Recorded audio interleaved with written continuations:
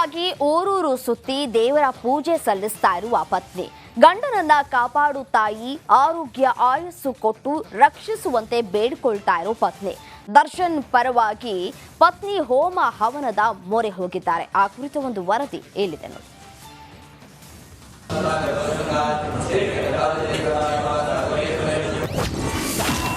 ದರ್ಶನ್ಗಾಗಿ ಪತ್ನಿ Vijayalakshmi temple run. ಕಾಟೇರಗಾಗಿ ಕೊಲ್ಲೂರಲ್ಲಿ ಪತ್ನಿ ಚಂಡಿಕಾ ಯಾಗ. ಕಷ್ಟದಲ್ಲಿದ್ದಾಗ ಜೊತೆಗೆ ನಿಲ್ಲುವವಳೆ ಪತ್ನಿ ಅಂತಾರೆ. ಅದು ದರ್ಶನ್ ವಿಚಾರದಲ್ಲಿ ಅಕ್ಷರಶಃ ಸತ್ಯವಾಗಿದೆ. ಜೈಲು ಸೇರಿ ಸಂಕಷ್ಟದಲ್ಲಿದ್ದ ದಾಸನ ಪರವಾಗಿ ಪತ್ನಿ ವಿಜಯಲಕ್ಷ್ಮಿ ನಿಂತಿದ್ದು ಗಂಡನಿಗಾಗಿ ಟೆಂಪಲ್ ರನ್ ನಡೆಸುತ್ತಿದ್ದಾರೆ. ಜೊತೆಯಲ್ಲಿದ್ದವರು ಏನೇ ಸಲಹೆ ನೀಡಿದ್ರು ಮಾಡ್ತಿರೋ ವಿಜಯಲಕ್ಷ್ಮಿ ದೂರದ ಊರುಗಳಲ್ಲಿರೋ ದೇವಸ್ಥಾನಕ್ಕೆ ಭೇಟಿ ಕೊಡ್ತಿದ್ದಾರೆ.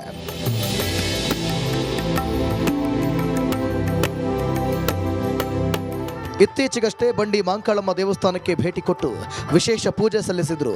ಮೈಸೂರಿನ ಚಾಮುಂಡೇಶ್ವರಿ ತಾಯಿ ದರ್ಶನವನ್ನು ಪಡೆದು ದಾಸನಿಗಾಗಿ ಸರಗೊಡ್ಡಿ ಬೇಡಿಕೊಂಡ್ರು. ಇದಲ್ಲದೆ ಕೊಲ್ಲೂರಿನ ಮೂಕಾಂಬಿಕೆ ದೇಗುಲಕ್ಕೂ ವಿಜಯಲಕ್ಷ್ಮಿ ಭೇಟಿ ಕೊಟ್ಟು ಪೂಜೆ ಸಲ್ಲಿಸಿದ್ದಾರೆ.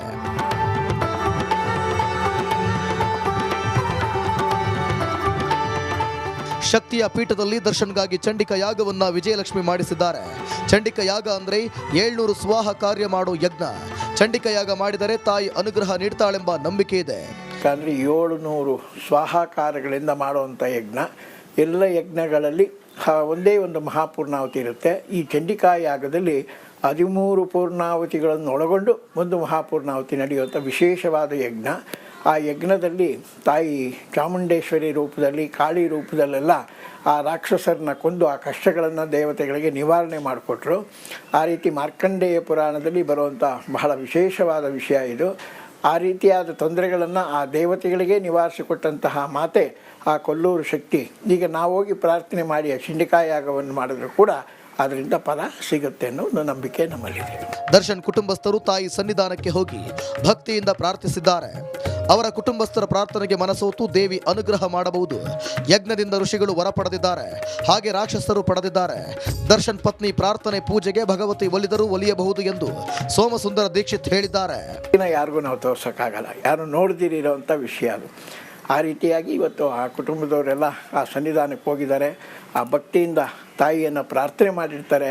ಆ ಪ್ರಾರ್ಥನೆಗೆ ಮನಸೋತು ದೇವಿ ಅನುಗ್ರಹ ಮಾಡಿದ್ರು ಮಾಡಬಹುದು. ಜೈಲಲ್ಲಿರೋ ಪತಿ ಹೇಗಾದ್ರೂ ರಿಲೀಸ್ ಆಗ್ಲಿ ಅಂತ ವಿಜಯಲಕ್ಷ್ಮಿ ದೇವರ ಮೊರೆ ಹೋಗಿದ್ದಾರೆ. ಇವರ ಪೂಜೆಗೆ ಯಾವ ದೇವ ಒಲಿಯುತ್ತೋ ನೋಡಬೇಕು. Bureau report, republic Kannada. ಮಾಂಸ ಪ್ರಿಯರಿಗೆ ಶುಕ್ರವಾರ ಶಾಕ್ ಸಿಕ್ಕಿದೆ. ಆದರೆ ನೂರಾರು ಗೊಂದಲ ಹಾಗೆ ಉಳಿದಿದ್ದು, ಬೌಬೌ ಬಿರಿಯಾನಿ ಮಾಡುವವರಿಗೆ ಅವರ ವಿರುದ್ಧ ಇದೀಗ ಅನುಮಾನಗಳು ಕೂಡ ಶುರುವಾಗಿದೆ. ಯಾಕೆ ಅಂತೀರಾ? ಆ ಕುರಿತ ರಿಪೋರ್ಟ್ ಇದೆ, ಬನ್ನಿ ನೋಡ್ತಾ ಹೋಗೋಣ.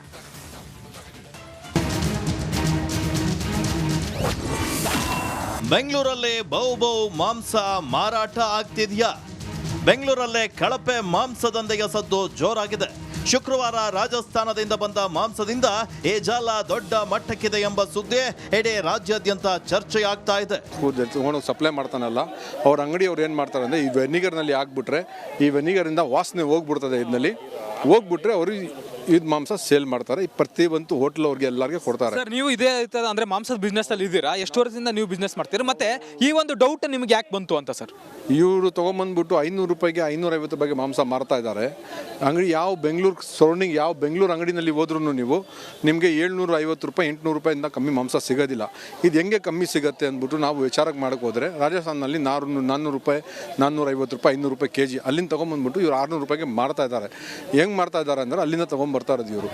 ಇನ್ನು ರಾಜಸ್ಥಾನದಿಂದ ಕಳಪೆ ಮಾಂಸ ತರುವ ಜಾಲ ಪತ್ತೆಯಾಗಿದ್ದು, ಇದೇ ರೀತಿ ಬೇರೆ ರಾಜ್ಯಗಳಿಂದ ಬರ್ತಾ ಇದೆಯಾ? ಬೆಂಗಳೂರಿಗೆ ಬಂದ ಮಾಂಸ ಹೇಗೆ ಸ್ವಚ್ಛವಾಗಿ ಹೋಟೆಲ್ ಸೇರ್ತಿದೆ ಎಂಬುದೇ ಸದ್ಯದ ಕುತೂಹಲ. ಈ ರೀತಿ ಈ ರಾಜಸ್ಥಾನದಿಂದ ಮಾಂಸಗಳು ಬರ್ತಾ ಇದೆ, ಅದು ಅದರ ಗುಣಮಟ್ಟ ಸರಿ ಇಲ್ಲ ಅಂತೆಲ್ಲ ಹೇಳಿ ಅದರ ಬಗ್ಗೆ ನೀವು ಚೆಕಪ್ ಮಾಡಬೇಕು ಅಂತ ಒಂದು ಬಂದಿತ್ತು. ನಾನು ಅದನ್ನು ಕಳಿಸ್ಕೊಟ್ಟಿದ್ದೆ.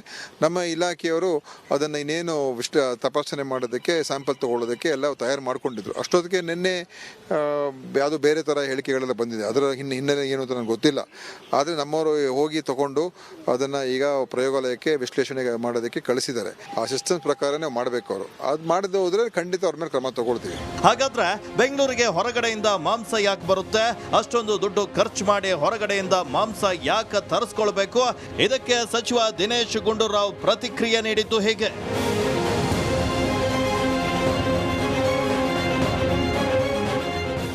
ರಾಜಸ್ಥಾನದಿಂದ ಬರುವ ಮಾಂಸಕ್ಕೆ ಬೇರೆ ಪ್ರಾಣಿಗಳ ಮಾಂಸ ಸೇರಿಸಲಾಗುತ್ತೆ ಎಂಬುದು ಇದೀಗ ಬಂದಿರುವಂತಹ ಆರೋಪ. ರಾಜಸ್ಥಾನದಿಂದ ಮಾಂಸವನ್ನ ಕಡಿಮೆ ರೇಟಲ್ಲಿ ಹೋಟೆಲ್ಗಳಿಗೆ ಪೂರೈಕೆ ಮಾಡಲಾಗುತ್ತೆ. ಈ ಮಾಂಸದ ಗುಣಮಟ್ಟ ತೀರಾ ಕಳಪೆ ಅಂತಾನು ಹೇಳಲಾಗ್ತಾ ಇದೆ. ಇದೇ ಮಾಂಸ ಹೋಟೆಲ್ಗಳಿಗೆ ಹೋಗಿ ಜನರ ಹೊಟ್ಟೆ ಕೂಡ ಸೇರ್ತಾ ಇದೆ.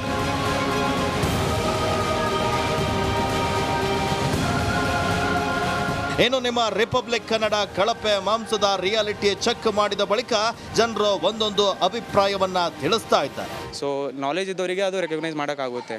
ಸೊ ಅದೇ ಥರ ಒಂದು ಸ್ಟಡಿ ಬಂದಿತ್ತು. ಎಲ್ಲಿ ಅಂದರೆ ಮುಂಬೈಯಲ್ಲಿ ಒಳ್ಳೆ ಹೋಟೆಲ್ ಇದೆ, ಅಷ್ಟೊಂದು ಕೈ ಇದು ಉಗರ್ ಬಂದಿತ್ತು ಅಂತ ಆ ಥರ ಸ್ಟಡಿ ಬಂದಿತ್ತು.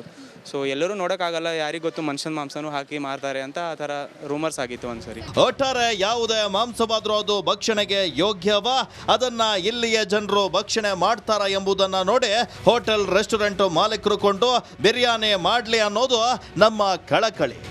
Bureau report, republic Kannada. JDS ಪಕ್ಷದ ಮುಂದಿನ ರಾಜ್ಯಾಧ್ಯಕ್ಷ ಯಾರು ಅನ್ನೋದಕ್ಕೆ ದಳಪತಿಗಳು ಉತ್ತರ ರೆಡಿ ಮಾಡಿದ್ದಾರಾ ಎಂಬ ಪ್ರಶ್ನೆ ಶುರುವಾಗಿದೆ. ಜೆಡಿಎಲ್ಪಿ ಸ್ಥಾನದ ಮೇಲೆ ಕಣ್ಣಿಟ್ಟಿದ್ದಂತಹ ಜಿಟಿಡಿಗೆ ಹಿನ್ನಡೆಯಾಗಿದ್ದು, ಇದೀಗ ರಾಜ್ಯಾಧ್ಯಕ್ಷ ಸ್ಥಾನವೂ ಕೈತಪ್ಪುವ ಸಾಧ್ಯತೆ ಇದೆಯಂತೆ. ಯಾಕೆ ಅಂತೀರಾ? ಆ ಕುರಿತ ಸ್ಟೋರಿ ಹೇಳಿದೆನು.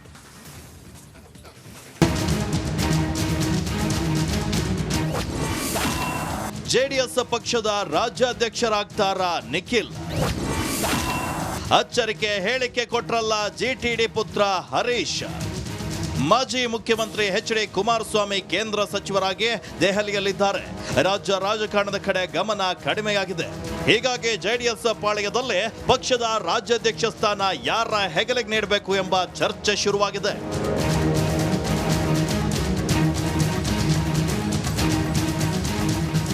ಎಸ್, ಸದ್ಯ ಜೆಡಿಎಸ್ ರಾಜ್ಯಾಧ್ಯಕ್ಷರಾಗಿರುವಂತಹ ಕುಮಾರಸ್ವಾಮಿ ಯಾರನ್ನ ಉತ್ತರಾಧಿಕಾರಿಯಾಗಿ ಮಾಡಿಕೊಳ್ಳಲಿದ್ದಾರೆ ಎಂಬ ಗುಸುಗುಸು ಪಿಸುಮಾತು ಈಗ ಜೋರಾಗಿದೆ.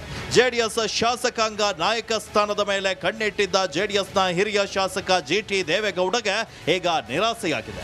ಆ ಸ್ಥಾನ ಮತ್ತೊಬ್ಬ ಹಿರಿಯ ಶಾಸಕ ಸುರೇಶ್ ಬಾಬು ಪಾಲಾಗಿದೆ. ಇದೀಗ ಜೆಡಿಎಸ್ ರಾಜ್ಯಾಧ್ಯಕ್ಷ ಸ್ಥಾನವು ಕೈತಪ್ಪಿ ನಿಖಿಲ್ ಕುಮಾರಸ್ವಾಮಿ ಪಾಲಾಗುವಂತ ಸಾಧ್ಯತೆ ಇದೆ. ಇದಕ್ಕೆ ಜಿಟಿಡಿ ಪುತ್ರ ಶಾಸಕ ಹರೀಶ್ ಗೌಡ ನಿಖಿಲ್ ಪರ ಬ್ಯಾಟಿಂಗ್ ಮಾಡಿದ್ದಾರೆ. ಬೇಜಾರಾಗಿ ಮಾಡ್ಕತ್ತೀಯ? ನನಗೆ ಒಂದು ಖುಷಿ ಇದೆ, ಚಾಮುಂಡೇಶ್ವರಿ ಕ್ಷೇತ್ರದ ಜನತೆ ನನ್ನ ಕೈ ಬಿಡಲ್ಲ. ರಾಜ್ಯ ಸುತ್ತೋ ಬದಲು ಕ್ಷೇತ್ರ ಸುತ್ತಿದ್ರೆ ಜನ ನಮ್ಮನ್ನು ಕಾಪಾಡವ್ರೆ, ಅವ್ರನ್ನ ಕಾಪಾಡ್ಕೊಂಡು ಹೋಗೋ ಜವಾಬ್ದಾರಿ ನಮ್ಗೆ ಉಳ್ಕತ್ತದೆ. ಅಷ್ಟು ಬಿಟ್ಟರೆ ಬೇರೆ ಏನಾಯ್ತದೆ? ಹಂಗಂತ ಕೇಳೋಕ್ಕಾದ ಈಗ ಅವರು ಎತ್ತರಕ್ಕೆ ಕೇಂದ್ರ ಮಂತ್ರಿಯವ್ರಿಗೆ ಹಂಗೆಲ್ಲ ನಾವು ಮಾತಾಡೋಕ್ಕಾದ? ನಮ್ಮ ಶಾಸಕರು ಮೊನ್ನೆ ತಾನೇ ಕರೆದಿದ್ರು, ಶಾಸಕರೆಲ್ಲರೂ ಸಹ ಸೇರಿದ್ವಿ. ಒಂದು ಶಾಸಕಾಂಗ ಪಕ್ಷದ ಸಭೆ ಕರೆದಿರ್ತಕ್ಕಂಥ ಸಂದರ್ಭದಲ್ಲಿ ಶಾಸಕರು ಅವರು ದುಃಖ ದುಮ್ಮಾನಗಳನ್ನು ಅಹವಾಲುಗಳನ್ನು ಮಾನ್ಯ ನಿಖಿಲ್ ಕುಮಾರಸ್ವಾಮಿ ಅವ್ರ ಮುಂದೆ ಇಟ್ಟರು. ಅವ್ರು ಹೇಳಿದ್ರು, ನಾನು ಇನ್ನು ಮುಂದೆ ದಿನದ 24 ಗಂಟೆ ನಮ್ಮ ಪಕ್ಷದ ಸಂಘಟನೆಗೋಸ್ಕರ ನಮ್ಮ ಕಾರ್ಯಕರ್ತರ ಜೊತೆ ಇರ್ತೀನಿ. ನನಗೆ ಮುಖಂಡತ್ವ ಬೇಡ, ನಾನು ಈ ಪಕ್ಷದ ಕಾರ್ಯಕರ್ತನಾಗಿ ನಮ್ಮ ಪಕ್ಷದ ಕಟ್ಟ ಕಡೆಯ ಕಾರ್ಯಕರ್ತ